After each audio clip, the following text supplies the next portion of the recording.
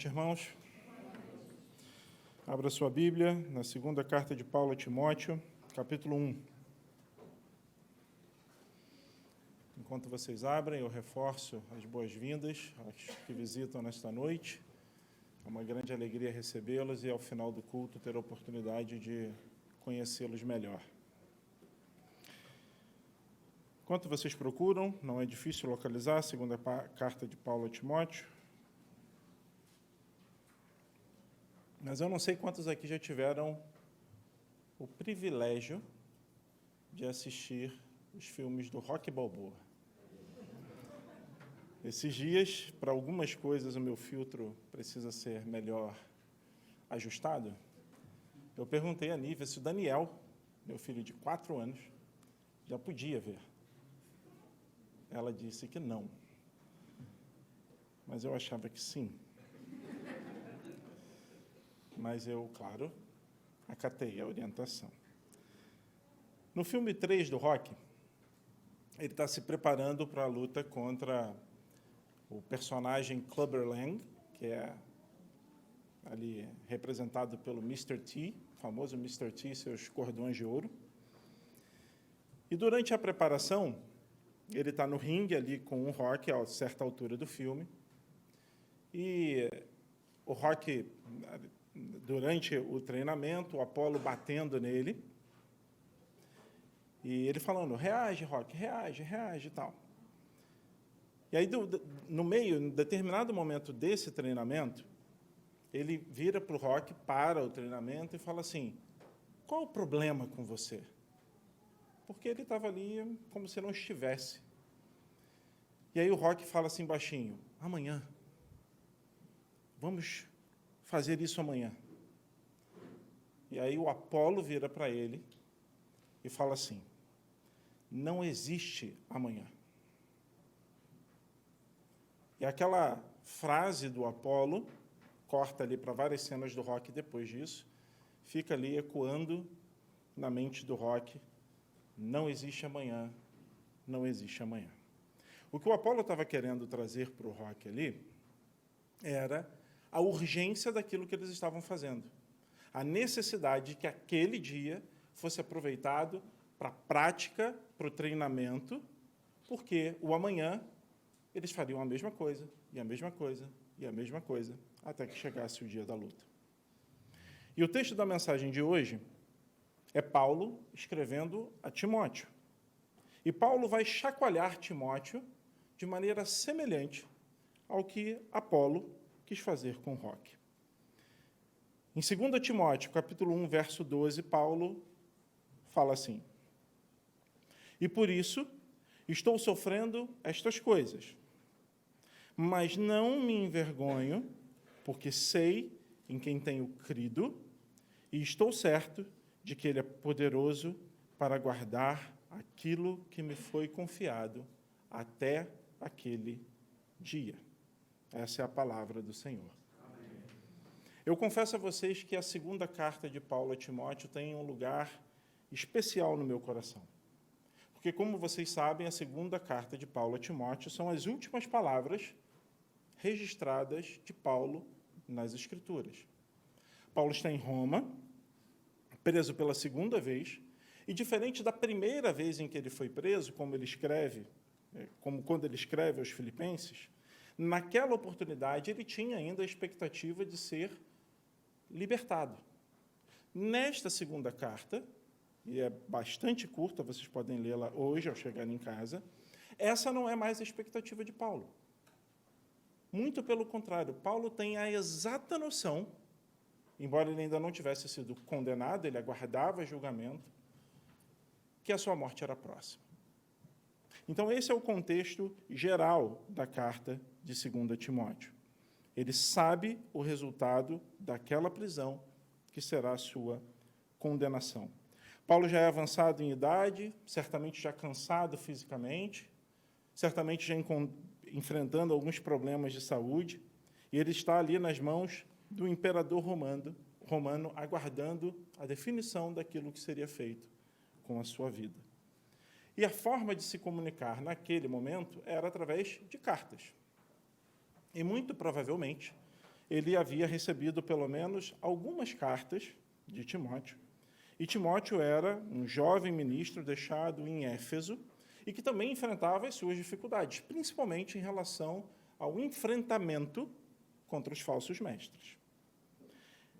Timóteo está ali preocupado com aquele que era o seu mentor, com quem ele havia andado há algum tempo, de alguma forma abatido, de alguma forma tenso com o que viria a ser da vida de Paulo, e ele não consegue considerar, ele não consegue imaginar como será a continuidade do ministério, da pregação da palavra, sem a presença física de Paulo. É como se ele se perguntasse como será que a igreja vai se manter de pé sem Paulo, sem o pregador fiel do Evangelho, sem o exemplo que Paulo dava, sem as viagens missionárias de Paulo. Então, Paulo escreve a Timóteo e o encoraja, e o chama à realidade da missão que Timóteo tinha, para que ele parasse de se lamentar e começasse a pensar e a se lembrar daquilo que Paulo havia feito durante tanto tempo com ele, que era pregar o Evangelho. É como se Paulo dissesse algo como: não tenha medo do futuro. Você não deveria se incomodar com essas coisas. Você não deveria ficar perturbado, porque eu não estou perturbado. Eu estou na prisão, eu estou sofrendo essas coisas, mas eu não me envergonho da minha situação. Eu não estou desapontado. Eu não sinto que, de fato, se eu vier a ser condenado, isso será o fim de todas as coisas. Eu não tenho vergonha de saber em quem eu acreditei e estou convencido de que Ele é capaz de me guardar. E é exatamente isso que a gente lê no verso 12 da segunda carta de Paulo, no primeiro capítulo. É o encorajamento pessoal de Paulo ao ministério de Timóteo. E logo no primeiro capítulo, nós já vamos ler o contexto imediato da carta, o que Paulo faz é resumir o Evangelho para Timóteo. Paulo não vai trazer nenhuma novidade daquilo que havia sido apresentado para Timóteo. O que Paulo vai fazer é o que ele sempre faz. Ele vai reforçar a mensagem do Evangelho. Porque aquilo para Paulo não era como uma obrigação. Aquilo para Paulo não era mudar o que ele sempre fez. Aquilo era o estilo de vida de Paulo. Era o que ele praticava. Aquilo que ele pregava era o que ele praticava. E, graças a Deus, essas palavras de Paulo foram registradas para que nós, hoje, tivéssemos acesso. Elas foram registradas para que, da mesma forma que Timóteo fosse livre desse desânimo, nós também fôssemos encorajados na caminhada cristã. Quase que é possível ouvir, enquanto Paulo escreve a Timóteo, aquela hiena Hardy: ó céus, ó vida, ó azar, eu sei que não vai dar certo. Então Paulo vai escrever o que ele escreve, nós já lemos. O que Paulo diz é: só há uma maneira pela qual a vida deve ser enfrentada corretamente. E essa maneira é você se apegar ao Evangelho que você ouviu de mim. E não pensem que Paulo escreve isso de uma forma insensível, apenas como uma resposta formal a Timóteo. Paulo sabia o que era estar cheio de medos. Paulo estava na prisão, sabendo que seria condenado à morte. Certamente passava pelo seu coração alguma preocupação com o que aconteceria, principalmente com aqueles que ele havia pregado o Evangelho, com os falsos mestres que assolaram tanto o ministério de Paulo, que foram uma das suas principais preocupações, como registrado em diversas cartas no Novo Testamento. Mas ele registra o seu incentivo a Timóteo. Ele registra como ele, Paulo, foi capaz de triunfar. E isso se deve apenas a um motivo. Não se deve à força mental de Paulo, não se deve à resiliência de Paulo, não se deve à capacidade de Paulo determinar aquilo que iria acontecer, não se deve à capacidade de Paulo de aprender a nadar de um dia para o outro, ou, embora não existisse o helicóptero naquela época, de acalmar o piloto. Vocês sabem o final, né? Enquanto uma pane está acontecendo. A razão de Paulo encarar a vida, como ele escreve aqui a Timóteo, a razão para ele triunfar, não é outra senão o Evangelho de Cristo. Esse é o objetivo de Paulo ao escrever a Timóteo. É dizer o seguinte: a única forma de vencer neste mundo é crer no Evangelho. Porque manipular as pessoas psicologicamente, para muitos, é muito fácil.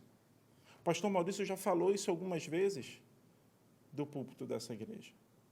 Você manipular as pessoas, você criar um ambiente agradável, você criar um ambiente propício a conduzir aquelas pessoas pelo caminho A ou caminho B, é muito simples. E, vergonhosamente, é o que vemos nos púlpitos de muitas igrejas evangélicas hoje, onde não há a pregação do verdadeiro evangelho. E o objetivo de qualquer pregador que sobe ao púlpito dessa igreja não é fazer com que vocês saiam daqui felizes e satisfeitos e bem com você mesmo para enfrentar mais uma segunda-feira. Porque o dia que isso acontecer, esse púlpito será obstáculo para o evangelho. E que Deus tenha misericórdia de nós o dia que isso acontecer. Tudo o que precisamos fazer é o que Paulo fez: apresentar a verdade do evangelho para a glória de Deus Pai, para que ele brilhe. Como o pastor Jonatas disse hoje pela manhã na EBD, nós não mudamos o evangelho, nós não acomodamos o evangelho, nós não amenizamos a verdade, nós proclamamos a verdade. E tudo o que precisa ser feito, e foi o que Paulo fez a Timóteo, foi reforçar a verdade do evangelho.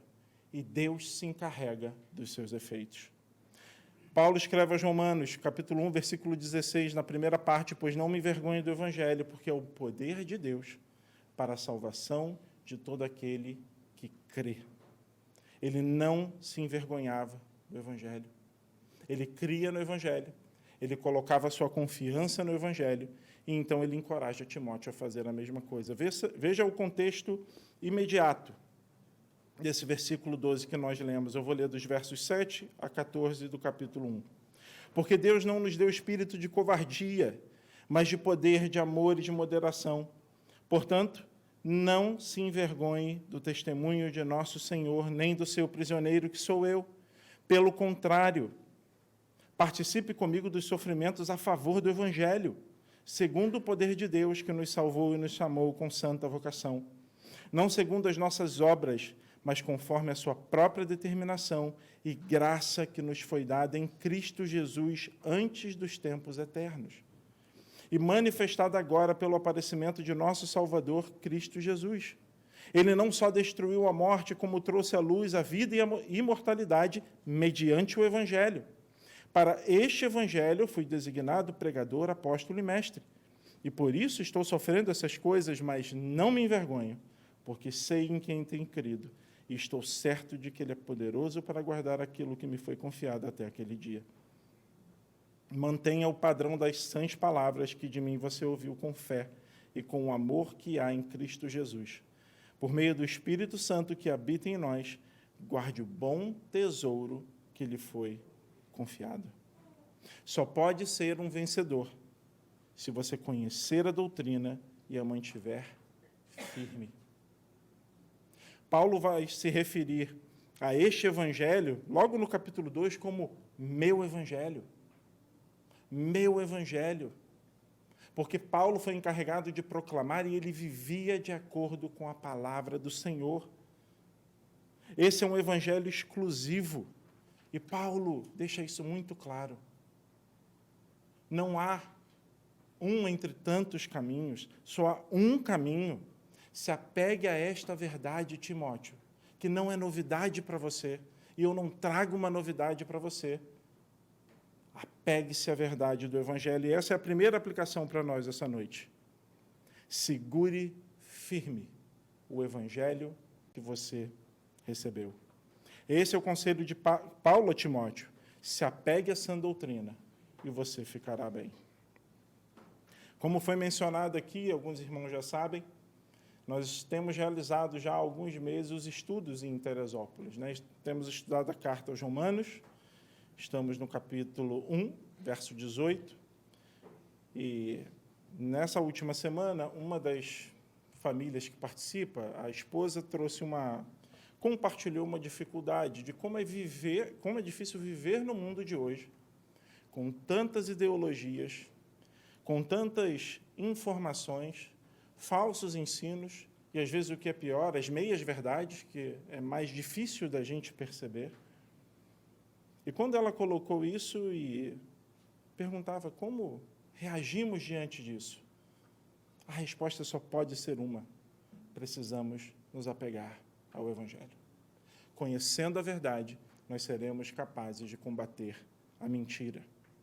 E nós não podemos nos contentar com a superfície do Evangelho, de pegar algumas partes selecionadas do Evangelho, partes com as quais a gente não tem tantos problemas, partes com as quais a gente não é tão desafiado a colocar diante do Senhor o nosso pecado.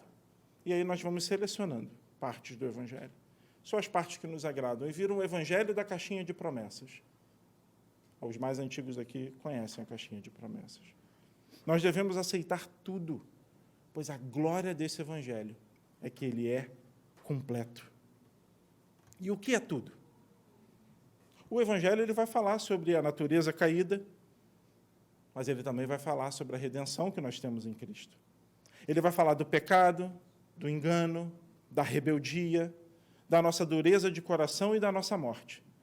Mas ele também vai falar do nosso relacionamento com Deus, da pessoa de Jesus Cristo e sobre como a morte abolida na cruz trouxe à luz vida e imortalidade.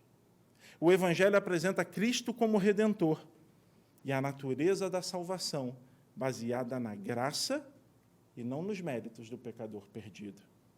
1 João, capítulo 5, versos 11 a 13, o testemunho é este, que Deus nos deu a vida eterna, e esta vida está no seu Filho. Quem tem o Filho tem a vida, quem não tem o Filho de Deus não tem a vida. Estas coisas escrevi a vocês que creem no nome do Filho de Deus, para que saibam que têm a vida eterna. O Evangelho é simplesmente sobre Cristo. O Evangelho é sobre Cristo, aquele em quem nós temos uma nova vida. E tendo uma nova vida, Paulo não mais reagia diante das circunstâncias simplesmente, e ficava alarmado, e ficava ansioso, e agitado de um lado para o outro, com base nas circunstâncias ou em qualquer vento de doutrina. Assim como Paulo, nós podemos ser firmes e termos as lentes corretas para a gente enxergar a realidade e o mundo em que a gente vive. E apenas o cristão consegue fazer isso, porque isso não vem dele, isso vem daquele a quem nós servimos. E Paulo é capaz de ver com clareza o fim da sua vida. No versículo 12, ele fala exatamente sobre isso. Para guardar aquilo que me foi confiado até aquele dia. Até aquele dia. Não há incertezas, não há insegurança, não há desespero em Paulo. Ele vai reforçar esse ponto já lá no final do capítulo, no capítulo 4, onde ele escreve assim: quanto a mim, já estou sendo oferecido por libação e o tempo da minha partida chegou. Combati o bom combate, completei a carreira, guardei a fé. Desde agora me está guardada a coroa da justiça, que o Senhor, reto juiz, me dará naquele dia, e não somente a mim, mas também a todos que amam a sua vinda. Paulo sabia exatamente diante de quem ele iria se apresentar. E ele tinha uma certeza que tranquilizava o seu coração, e pode tranquilizar o nosso coração hoje também, a de que ele não escorregaria pelas mãos do seu Senhor. E a certeza de Paulo não estava baseada nas promessas e incentivos de tantos pastores coach que há hoje pelo Brasil.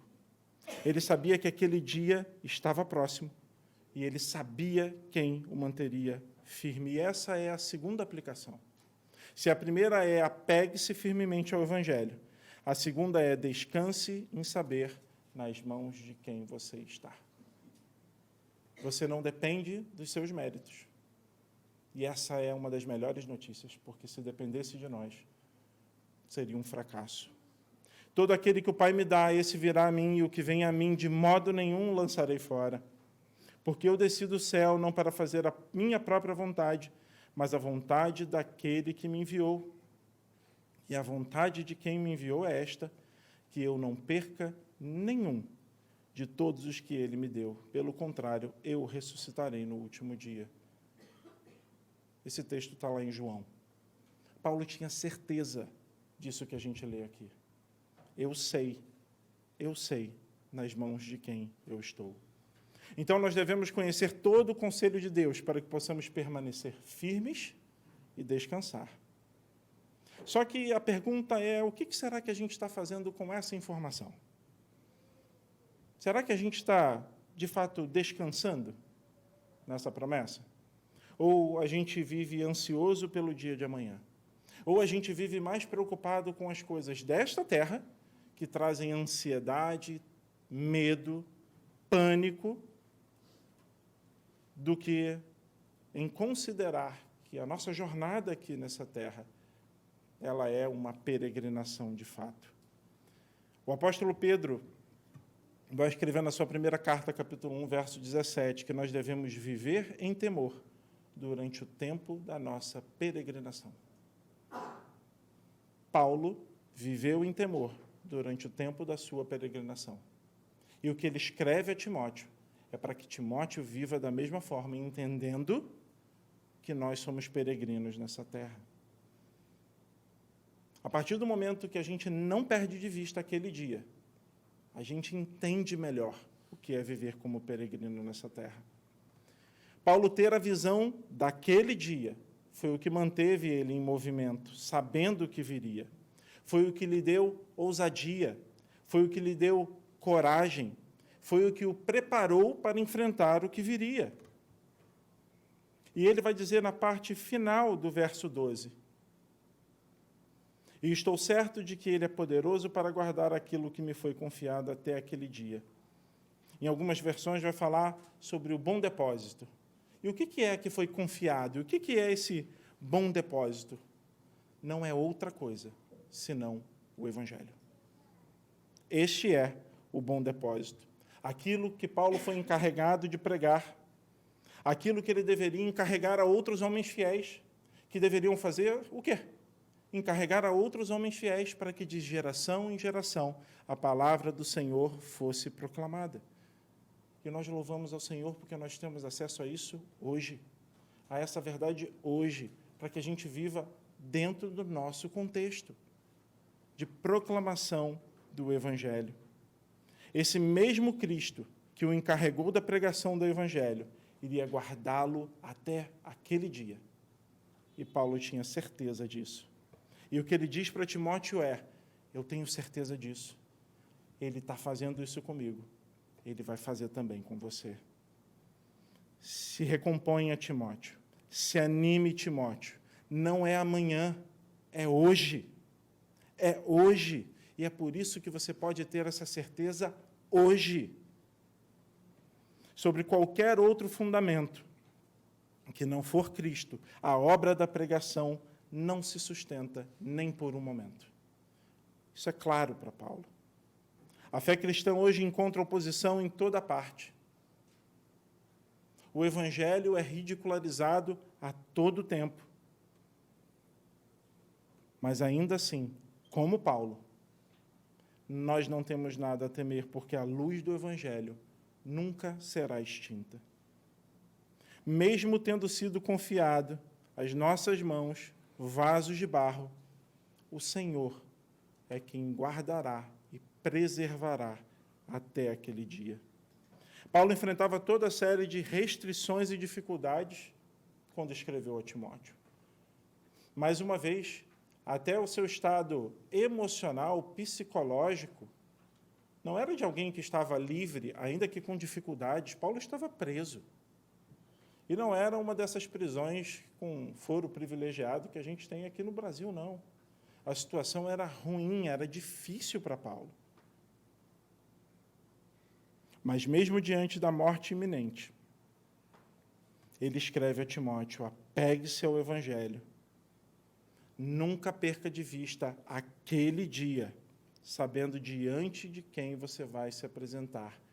E se apegar a essa verdade sustentou Paulo, sustentou irmãos e irmãs nossos ao longo da história e sustenta a gente hoje também. O que fizeram os homens do Antigo Testamento? Viveram de forma diferente, será? Viveram debaixo de outra realidade? O que eles fizeram foi olhar para frente. Foi olhar para as promessas. Hebreus 11, 8 a 10 diz assim: pela fé Abraão, quando chamado, obedeceu, a fim de ir para um lugar que devia receber como herança, e partiu sem saber para onde ia. Pela fé, peregrinou na terra da promessa como em terra alheia, habitando em tendas com Isaque e Jacó, herdeiros com ele da mesma promessa. Porque Abraão aguardava a cidade que tem fundamentos, da qual Deus é o arquiteto e construtor. Você consegue perceber onde estavam os olhos de Abraão? O texto diz que ele obedeceu à voz de Deus. O texto diz que ele viveu como peregrino e que ele olhou para algo que estava além de Canaã, para um país e uma cidade celestial, permanente. Foi o que Abraão fez. E ter os olhos nas promessas do Senhor, e era o que Paulo tinha, naquele dia, muda todas as coisas. As aflições desse mundo, leves e momentâneas. Aproveitar a vida, para mim, o viver é Cristo, e o morrer, lucro. Os cristãos, em todas as épocas e gerações, precisam se considerar peregrinos. Nós precisamos ser desmamados do apetite que nós temos por esse mundo. Se nós ansiássemos pelo céu, então certamente ter aquele dia diante dos nossos olhos seria uma realidade que me parece um pouco diluída nos dias de hoje. E não importa se o seu contexto é de uma vida tranquila, com conforto, ou de uma vida apertada e difícil. Porque nem uma coisa nem outra farão qualquer diferença naquele dia. A única coisa que fará diferença é quem te representará diante do Pai. E Paulo sabia exatamente quem o representaria diante do Pai. Se for você se apresentando com a sua justiça, que é como trapos de imundícia, talvez a expectativa não será tão boa. Mas se o sangue do Cordeiro estiver sobre você, certamente você se alegrará. Quando o Filho do Homem vier na sua majestade, todos os anjos com ele, então se sentará no trono da sua glória. Todas as nações serão reunidas em sua presença e ele separará uns dos outros, como o pastor separa as ovelhas dos cabritos. Porá as ovelhas à sua direita e os cabritos à sua esquerda. Então o rei dirá aos que estiverem à sua direita: venham benditos de meu Pai, venham herdar o reino que está preparado para vocês desde a fundação do mundo. Eu li Mateus 25, 31 e 34. E a última aplicação, a terceira aplicação da mensagem de hoje é: você é um peregrino e não deve perder aquele dia quando você estará diante do seu Senhor. Então, eu gostaria de terminar com uma pergunta. Onde está a sua esperança? Onde, cristão, está hoje a sua esperança? Se ela estiver depositada em qualquer outra coisa que não seja o Evangelho de Jesus Cristo, não importa o que seja. Essa não é uma boa alternativa. A minha oração é que nós saímos daqui esta noite encorajados a nos apegar à verdade do Evangelho, a descansarmos sabendo nas mãos de quem nós estamos e não perder de vista que um dia estaremos diante do nosso Senhor. Mas, se você ainda não colocou toda a sua esperança em Cristo, o convite está feito para hoje. Não há amanhã, é hoje. Se confessarmos os nossos pecados, como escreveu o apóstolo João em 1 João 1,9, se confessarmos os nossos pecados, ele é fiel e justo para nos perdoar os pecados e nos purificar de toda injustiça. Para desfrutarmos daquela glória que está por vir, devemos crer nele hoje. Devemos nos arrepender hoje. Devemos confessar a loucura do erro de nossos caminhos hoje. Hoje é o dia. Devemos crer no Senhor Jesus Cristo e, na verdade, sobre Ele como Salvador e autor dessa grande salvação. E sim, embora você possa ser desprezado pelos homens, tudo mais possa vir contra você, você poderá confiantemente dizer como Paulo, encorajando a Timóteo, não tenha vergonha do Evangelho, porque ele é o poder de Deus para a salvação de todo aquele que crê. E eu me despeço citando as últimas palavras de Paulo a Timóteo na segunda carta, capítulo 4, versos 17 e 18, ele diz assim: mas o Senhor esteve ao meu lado e me revestiu de forças, para que, através de mim, a pregação fosse plenamente cumprida e todos os gentios a ouvissem.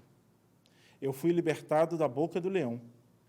O Senhor me livrará também de toda obra maligna e me levará a salvo para o seu reino celestial. A Ele, glória para todo sempre. Amém. Vamos orar. Santo Deus, obrigado pelas Escrituras que nos mostram um caminho para a salvação, Senhor. Obrigado porque temos aquele dia diante de nós tão real que não devemos perdê-lo de vista. Que o encorajamento e esperança que recebemos de Ti sejam vivos em nós hoje, Senhor. Graças te damos em nome de Jesus. Amém.